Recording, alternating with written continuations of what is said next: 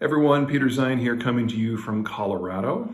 While I was gone on my trip, my staff were keeping track of what's going on in the world, and yeah, thanks for everyone taking some time off. It was nice to not have anything to dig out from under.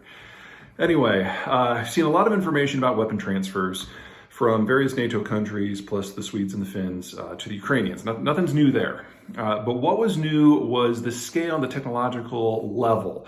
Now, of course, in the case of the United States, this is taking the form of more advanced types of artillery, but it really runs the gamut, and it really is different based on which country you're talking about. So, for example, Slovakia has apparently given their entire air force to the Ukrainians, and they're relying upon their NATO allies in order to patrol their own skies to keep their own defense agreements.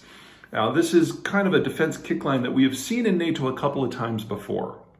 Whenever there's a significant change in the geopolitical environment, like there is now, or say when the Cold War ended, weapons move around. So the last time this happened at scale, it was 1992 to 2000. The Soviet system had collapsed. The new European countries were negotiating to accede to NATO, but there was still a lot going on. We saw the Germans and the French and the Italians go through a degree of disarmament because the Cold War was over, and they had treaty limits for how much weapons they could have. So they'd get under that level now that the war was over. They transferred a lot of those weapons to Turkey, which was well under its threshold. So we had some minor upgrading in Western Europe, and then this hand-me-down process going to Turkey, and the alliance got stronger as a result. We're seeing some version of that now with Ukraine. So in the case of the Slovak example, they've transferred their entire air force over. They're buying American and German-made aircraft to replace that. So they're going to get an upgrade, and the older stuff goes on to Ukraine. Some version of this is happening with anti-aircraft radar and with javelins and with tanks and with artillery. Everyone in the West is moving their older stuff east and then buying new stuff for what they anticipate will be a prolonged period of hostility.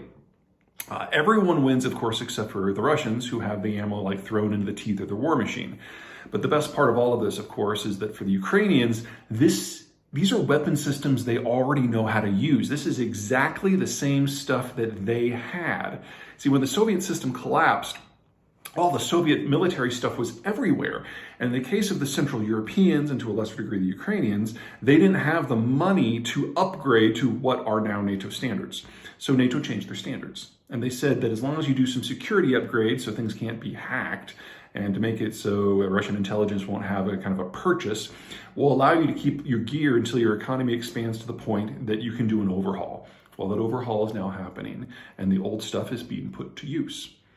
Okay, that's it for me for today. Hope everyone has a great weekend, and I will see you Monday.